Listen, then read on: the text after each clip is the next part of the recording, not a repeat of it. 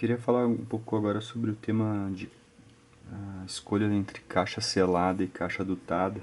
Por muitos anos, digamos assim, eu acabei perseguindo o sonho, né, da caixa selada, né, porque, como vocês sabem, digamos, a caixa ideal, né, ela teria que ser uma chapa, né, infinita para os dois lados, né, uma chapa que não tivesse fim, o alto-falante teria que estar aqui no meio, né? Então, de maneira que essa onda que sai aqui, né, nunca encontrasse a onda que sai aqui atrás do alto-falante, né?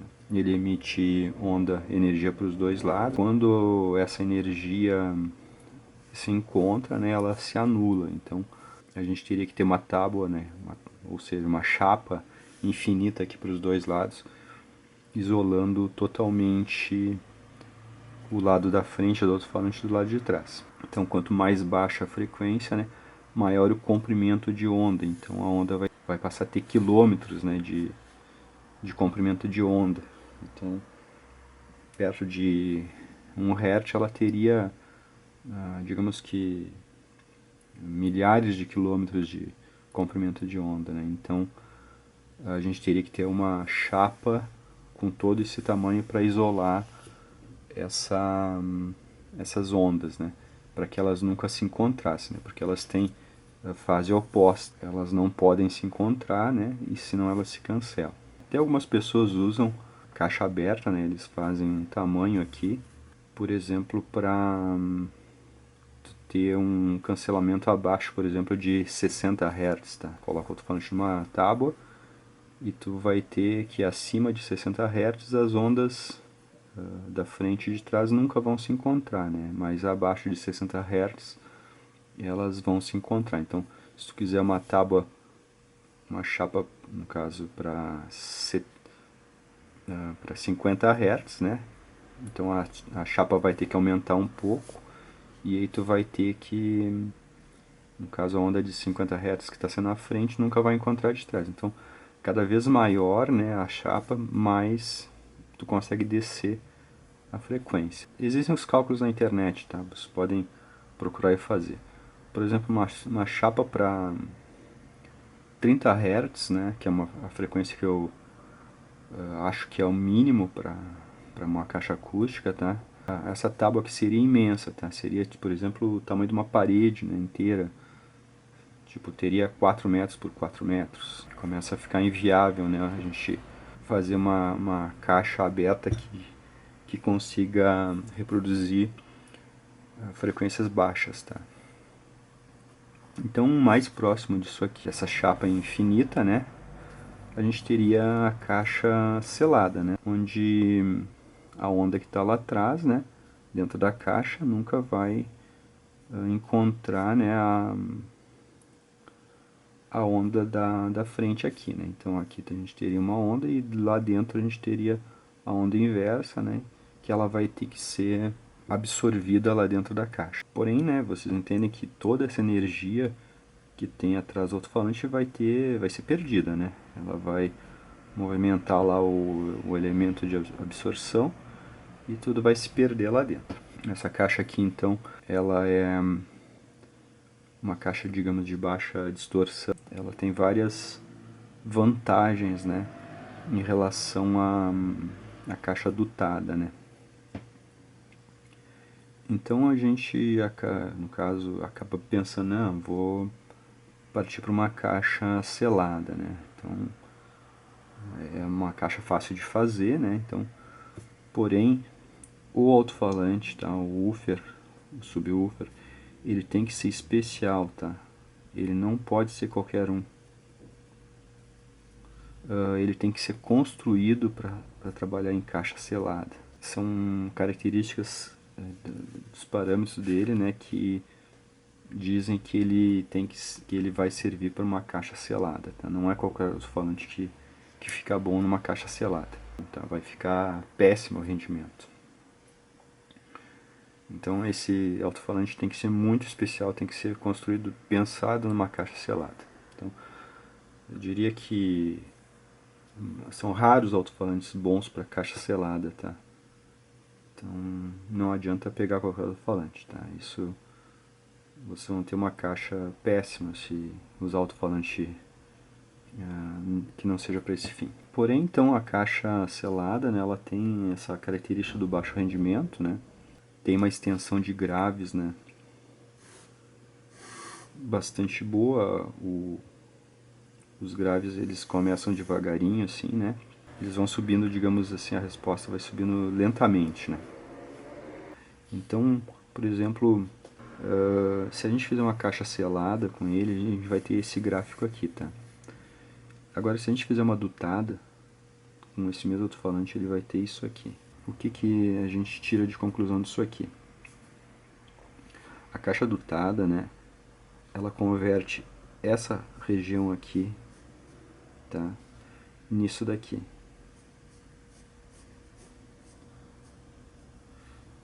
Vejam, né, o que, que a gente quer? A gente quer uma resposta plana na região dos graves, né, que a caixa selada muitas vezes não consegue dar. Então ela, por exemplo, ela começa aqui nos 20, tá?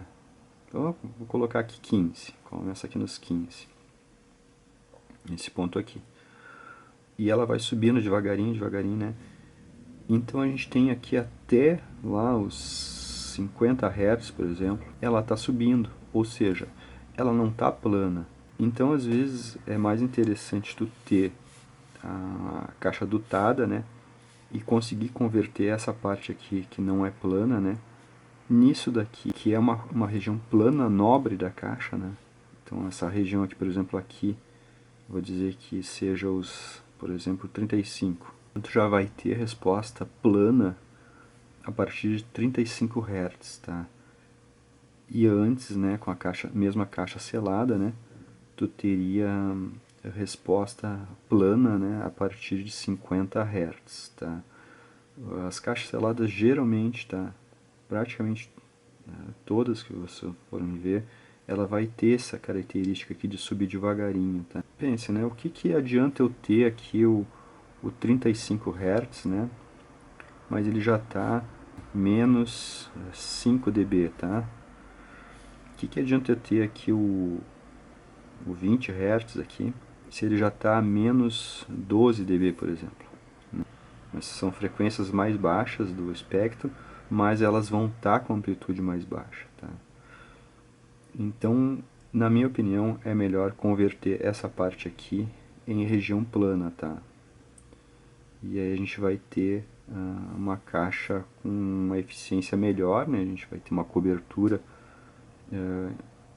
de graves em frequências importantes aqui, né?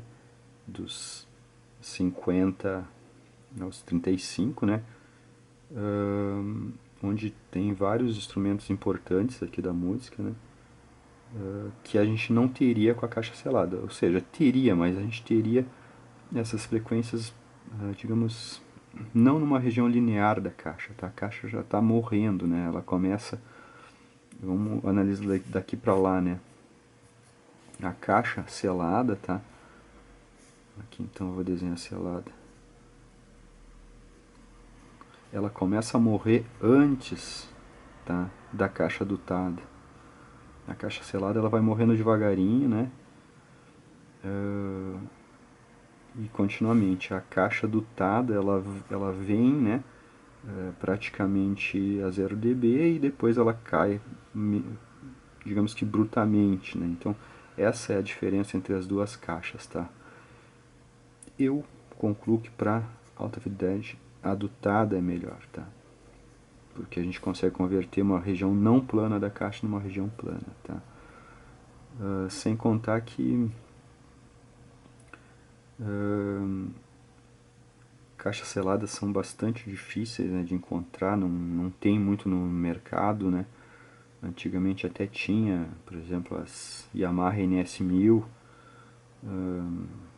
mas hoje em dia são poucas as caixas seladas, sabe? Porque certamente as pessoas já se deram de conta, as indústrias já se deram de conta que é melhor tu ter uma região plana, né, do que uma extensão de graves mais baixa do que deveria ser, né? Então acaba sendo que a maioria das caixas acaba saindo dutada, né?